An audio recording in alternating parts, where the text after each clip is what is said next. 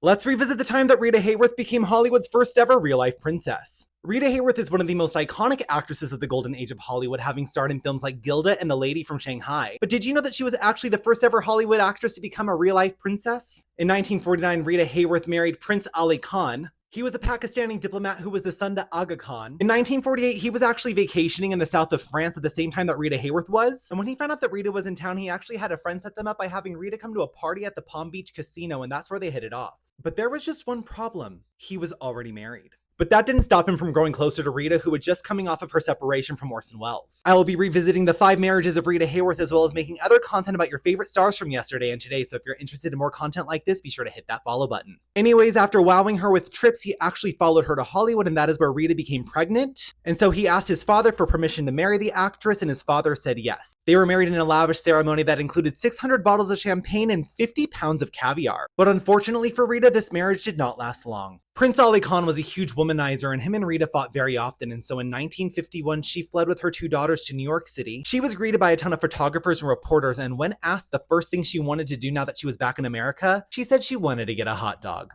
A true queen. Prince Ali Khan and Rita were briefly reconciled for a little bit, but eventually divorced for good in 1953. Something that blows my mind is that Harry Cohn, the head of Columbia Pictures, actually offered Rita Hayworth the lead in Barefoot Contessa, a movie that was written for her and inspired by her life. But all that being said, Rita ended up turning down the role, and it ended up going to Ava Gardner.